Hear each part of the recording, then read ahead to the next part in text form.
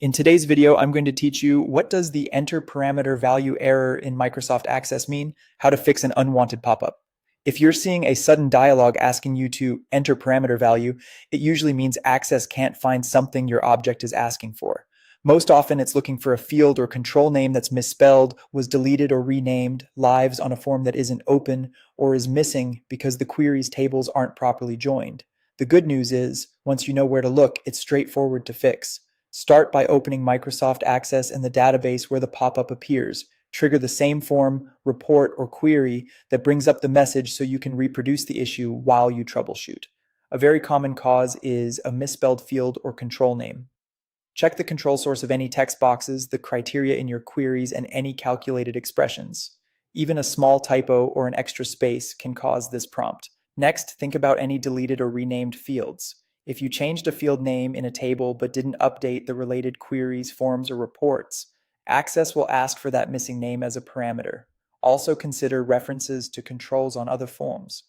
If a control expression points to a form that isn't open at runtime, Access can't resolve the value and will prompt for it.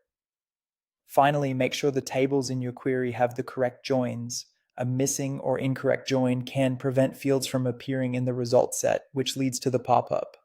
When the dialog appears, read its title carefully. It typically shows the exact name Access is trying to find. Use that text to search your forms, reports, queries, and any code. Match it character for character, including spaces. Open the affected form or report in design view. Open the property sheet, go to the data tab, and check the record source. If it's a saved query, open that query. If it's a SQL statement, use the builder to review it. Run the underlying query directly. If the query itself throws the error, fix the SQL or query design. Verify field names, table aliases, and joins. If the query runs without a prompt, the issue is in the report or form controls. Inspect each control's control source for typos or references to fields not included in the record source. Finally, review criteria for proper quoting. Text values require quotes, dates should use date delimiters, and numbers should not be quoted. Save, reopen, and test again. Your unwanted pop-up should be gone.